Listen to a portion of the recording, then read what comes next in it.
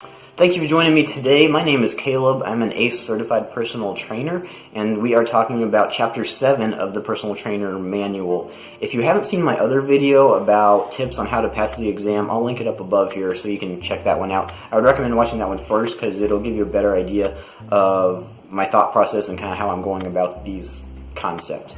So this will also be a two-part series. This video specifically, I'm only going to talk about postural deviations because this is a very dense chapter and I don't want this to be a super long video. Before we get into the specific deviations, make sure you understand kyphosis, lordosis, sway back, and flat back. Remember, it's going to be scenario-based questions, so don't just memorize the definition of kyphosis. Understand what it is, because the question isn't going to be what is kyphosis. It's going to be a client with kyphosis does XYZ, and then you have to know what kyphosis is, what muscles are at play, how to fix it. The second concept is understanding stretching muscles versus strengthening muscles. So I'll use my arm for example. The agonist muscle is going to be my bicep. The antagonist muscle is going to be my tricep. And if my bicep is contracting or it's shortened, then my tricep is lengthened. So think of this if like as a postural deviation, because this concept applies to other muscles throughout the body.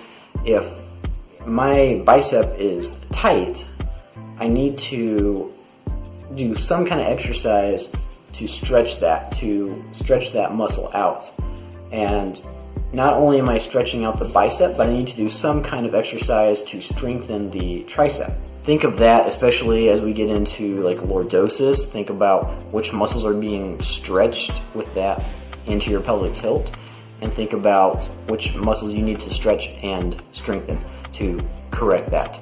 That is a big concept. If you understand that, that is a huge part of Chapter 7, because that concept kind of trickles down and overlaps with a lot of other stuff that we're going to talk about. Pronation and supination. The hardest part of this for me to understand was just making sure I didn't get the two confused. I didn't have any knowledge of this when I first started. I didn't go to school for kinesiology or exercise science or anything like that, so the terms were foreign to me. I didn't know what they were. The way I remembered this, and if this works for you, great. If not, then come up with your own thing, I guess. But supination is like if you're talking about your feet are coming inward. So I imagined like scooping soup with a ladle. So you're scooping the soup inward, if that makes sense to you guys. For some reason that just stuck. I know it's a silly little thing, but soup, as in supination, you're scooping the soup inward, you don't scoop outward. I don't know if that makes sense to you guys, but for some reason I thought of that and it stuck, and it helped me on the exam because there were a couple questions where all I had to do was remember the difference between the two in order to get the question correct, and I would have really kicked myself for missing those 2 or 3 questions just for not knowing the difference between them.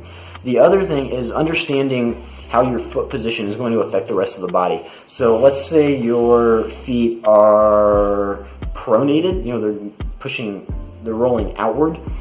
Your knees are going to come in, which is going to slightly rotate your hips forward and increase lordosis.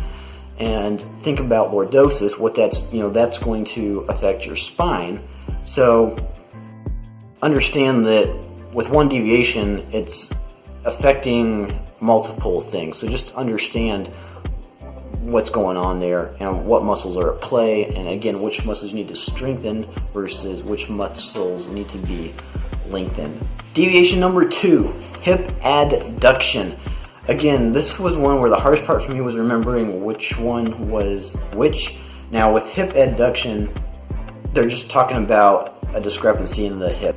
Well, the way I remembered adducted versus abducted, somebody told me this and I thought it made a lot of sense, is think about your arm. If your arm is abducted, it's up. If your arm is adducted, it's down by your side. So think of adducted like you are adding it to your side. That helped me.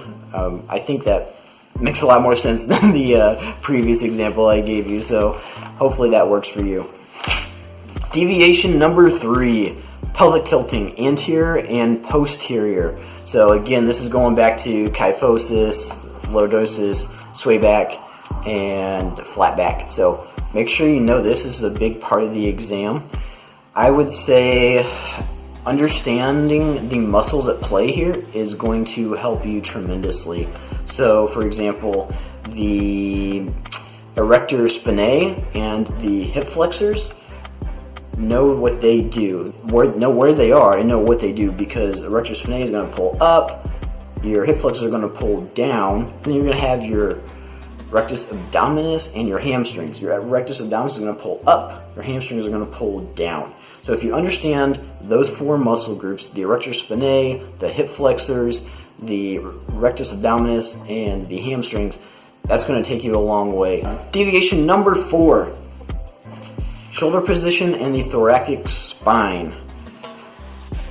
The biggest thing for me here again was just knowing the terms. So, you know, if they're referencing the glenohumeral joint, make sure you know that that's that ball and socket joint up there.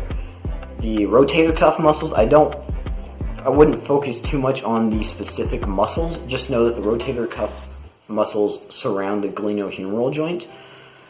Some other definitions, that you should know would be the scapulothoracic joint. Know that it's not like a true synovial joint, but it does play a huge part in support, and it does have a little bit of range of motion. So that's a good one to know.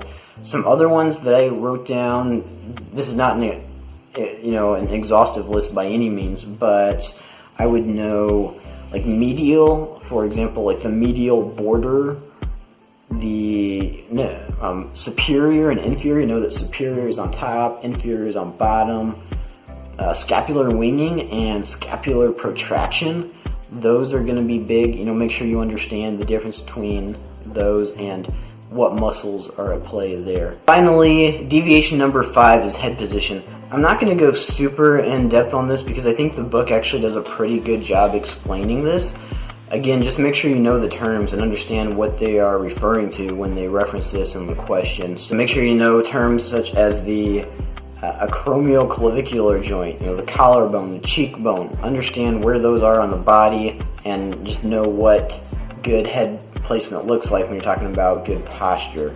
Alright, so I know I went through this really fast. This is a lot of material to take in. If you guys have more specific questions, please let me know in the comments down below, and I will get back to you. I'll do my best to help you out with wherever you are in your studying. And also, as you progress through your studying, let me know in the comments below what study tips you have, what are things that you have found useful, so hopefully somebody else watching this video can kind of learn and we can work through this together. Thank you guys so much for watching. I'll see you next time.